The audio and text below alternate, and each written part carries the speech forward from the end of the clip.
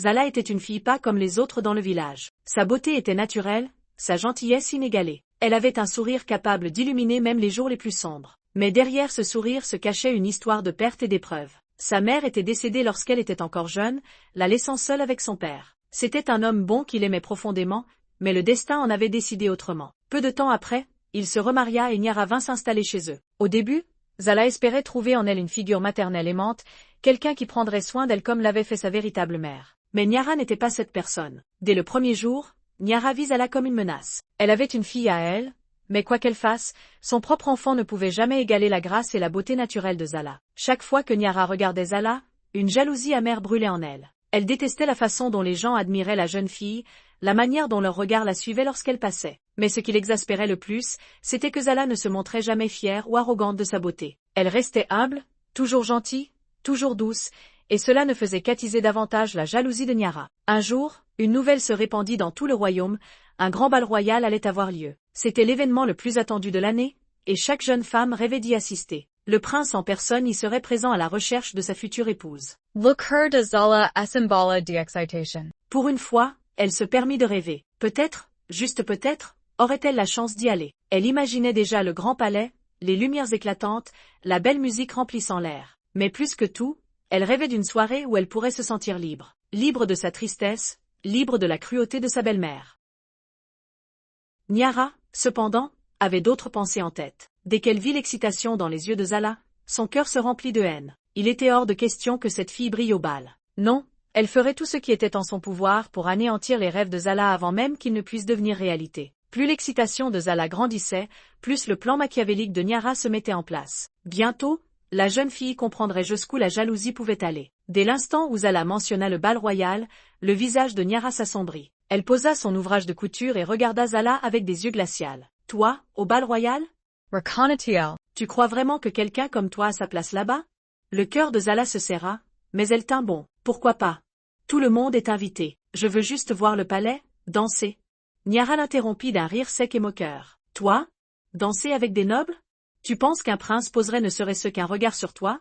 Elle se pencha vers elle, sa voix dégoulinant de cruauté. Tu n'es qu'une pauvre fille avec des rêves stupides. Zala serra les poings, essayant de retenir ses larmes. Elle avait toujours su que Niara ne l'aimait pas, mais cette fois-ci, c'était différent. C'était de la pure haine. Pourtant, elle refusait d'abandonner son rêve. Peu importe ce que tu dis, chuchota-t-elle. Je trouverai un moyen d'y aller. Les yeux de Niara brillèrent de colère. Vraiment?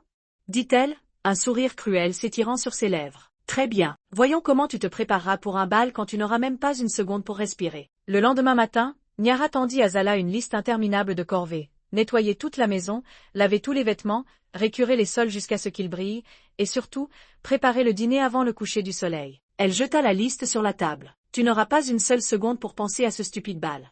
Les mains de Zala tremblèrent en regardant la liste. C'était impossible, personne ne pouvait accomplir autant de tâches en une seule journée. Mais elle ne renoncerait pas, pas encore. Toute la journée, elle travailla aussi vite qu'elle le pouvait. Ses mains lui faisaient mal à force de frotter, son dos la lançait à force de se pencher, mais elle ne s'arrêta pas. Elle ne laisserait pas Niara gagner. Le soleil se couchait lorsqu'elle acheva enfin la dernière tâche. Elle essuya la sueur de son front et s'accorda un petit sourire. Peut-être, juste peut-être, pourrait-elle encore y arriver. Mais Niara l'observait depuis le début, en voyant Zala encore debout avec l'espoir dans les yeux, elle sut qu'elle devait aller plus loin. Tu crois encore que tu vas aller à ce bal?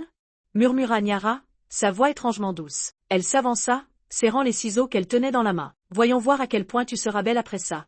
Cette nuit-là, alors que Zala dormait paisiblement, inconsciente de ce qui l'attendait, Niara se glissa dans sa chambre. D'un geste rapide, elle saisit une poignée des longs et magnifiques cheveux de Zala et commença à couper. La nuit était silencieuse. Le seul bruit dans la maison était la respiration calme de Zala, épuisée par sa journée de travail. À peine avait-elle posé la tête sur l'oreiller qu'elle s'était endormie. Mais alors qu'elle rêvait du bal royal, des lumières scintillantes et de la belle musique, quelque chose de terrible était sur le point d'arriver. Niara se tenait au-dessus de son lit, tenant une paire de ciseaux aiguisés dans ses mains. Son cœur battait, non pas par culpabilité, mais par excitation. C'était son moment. Si elle ne pouvait pas empêcher Zala d'aller au bal, elle s'assurerait que plus personne ne la regarde jamais de la même façon.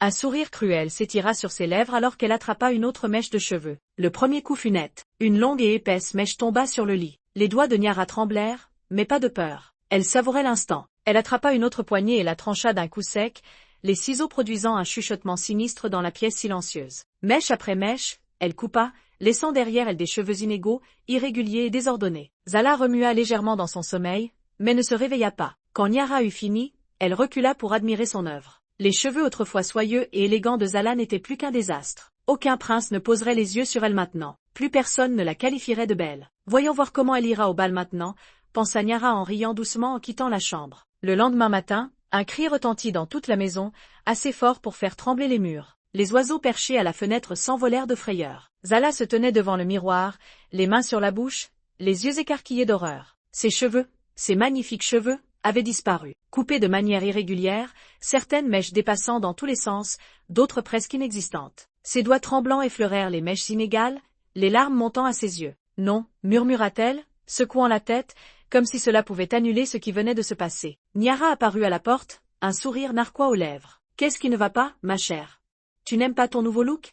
Elle croisa les bras et laissa échapper un rire glacial. Zala sentit son cœur se briser en 1000 morceaux.